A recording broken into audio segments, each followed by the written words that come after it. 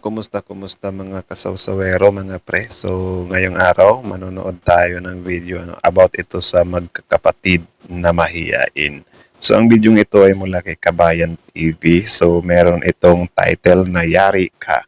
Bea, may isang napupusuan sa Team Kalingap. Sino siya? Makikilala na. So, naka-curious ako dito mga pre kung sino nga ba to. So, tingnan natin. So, bago natin simulan, Kabayan TV, i-subscribe nyo yan. Tapos syempre, Kalinga Prab, i-subscribe nyo rin. Also, ang YouTube channel natin, Sausawero, i-subscribe nyo rin. So, mga kasawsawero, di na natin to patatagalin pa. Let's start the video. So, again, ang video to ay may pamagat na Yari Ka, Bea, may isang napupusuan sa Team Kalingap. Sino siya? Makikilala na. So, like, comment, share, subscribe. Start. Nako, Bea, may napupusuan, sino kaya ito? Mapagpala po sa ating lahat mga kapatid naway nasa mabuti po tayong kalagayan ngayon. Well, thank you. Nasa mabuting kalagayan din naman talaga tayo ngayon. So, thank God rin ano. Bago po tayo magpatuloy mga kapatid, huwag po sana natin kalimutan suportahan si Kalingap Rab at ang buong Team Kalingap sa patuloy nilang paglingap para sa ating mga kababayang mahihirap. So, yun mga pre, mahalagang paalala, isubscribe din natin bukod kay Kabayan TV, si Kalingap Rab din, pati yung tatay niya, si Kuya Bal Santos Matubang at saka si Ate Edna Vlogs. Ano. So, supportan na rin natin sa kanila yan. So, tuloy. Naging maliwanag na ang pamumuhay ng magkakapatid na ito na nakatira sa kabundukan. Okay. Mga kapatid, sa wakas ay nagkaroon na din sila na maliwanag na solar panel. Mga kapatid, sa wakas ay natupad na din. Grabe ano. Actually, ano yan ha? Big step yan. Big step ba? Basta something like grabe yung improvement na may solar light na. Tsaka bukod kasi sa ano, yung kuryente magastos or siguro wala silang kuryente. Yung solar light kasi or yung solar panel, something like that is parang yung sa araw lang, sinag ng araw lang, pwede nang mapagana. No? So magandang hakbang yan.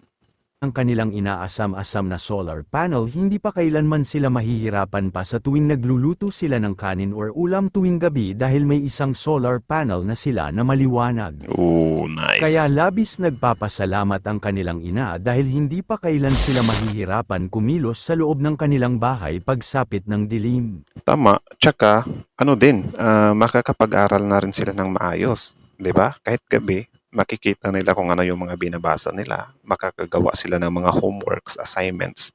'Di ba? So, malaking bagay talaga yan mga pre. Solid, solid.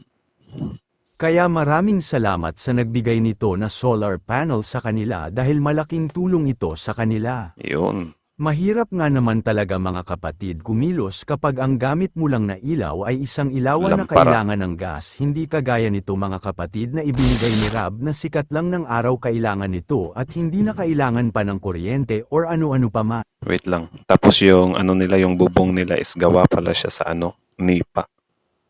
Nipa hut, parang nipa hut style. So I think kapag papalitan na ni Kalinga Prab yan, at least safety na sila, di ba? Grabe talaga. Panimula pa lang yan, men. Start pa lang yan, mga pre.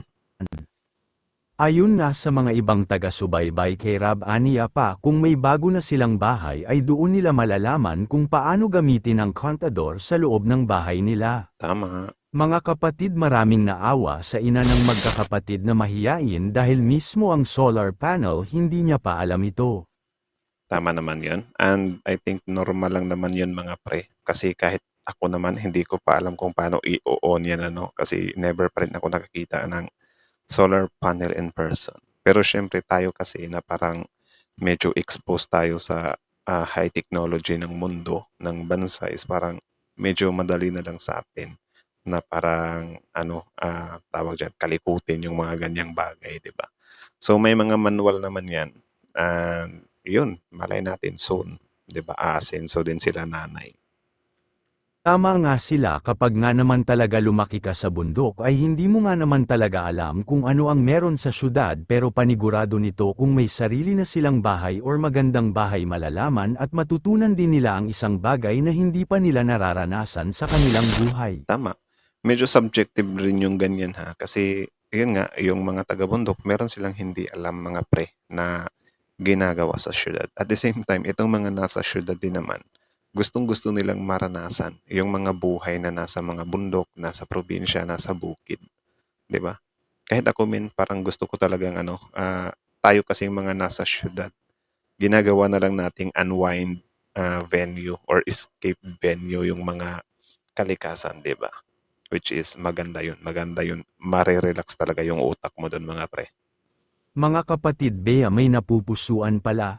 Sino nga ba ito? Sino yan? Ito po ang mixing video clip natin mga kapatid, panuurin po natin ito at pakinggan po natin ng mabuti. Nahiya lang siguro. Nahiya. Ano pa na yung sinabi nila, Nay? Gusto ko daw nilang maulit mamasyal. Gusto bang maulit?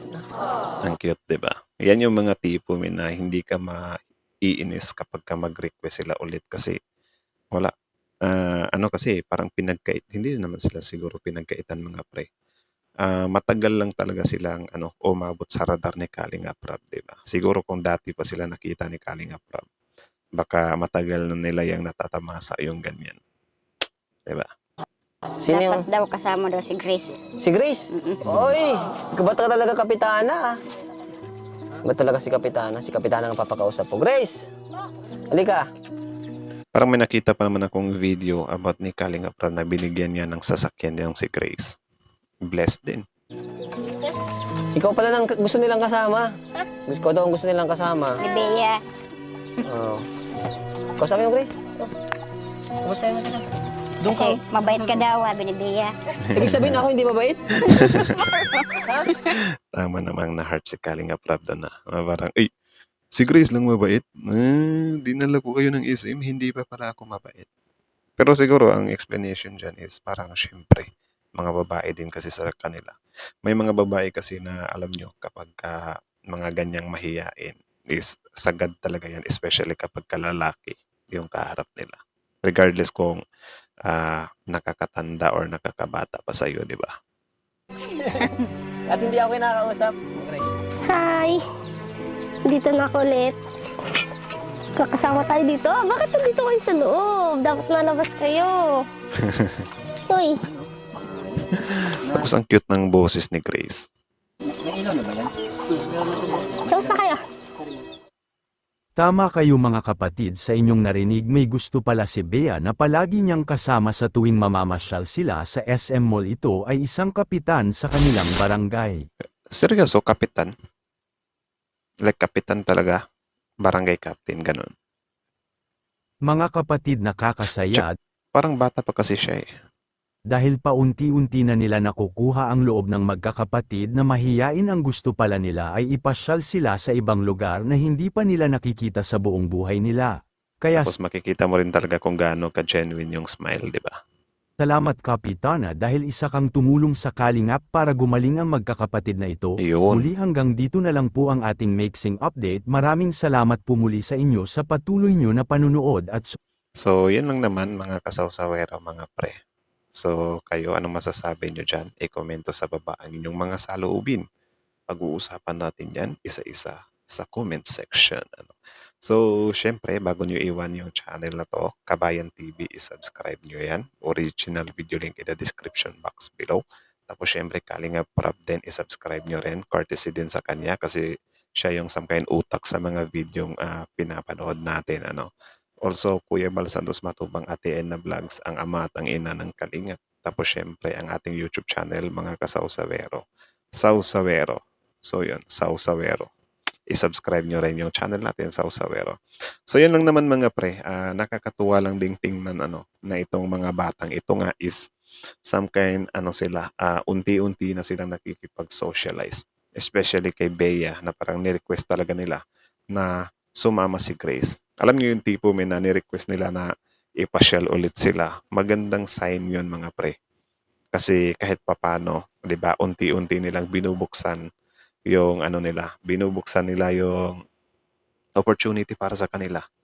Kasi wala lang, patunay lang din talaga to na kapag time will come talaga mga pre, si God na yung magpaplano para sa iyo.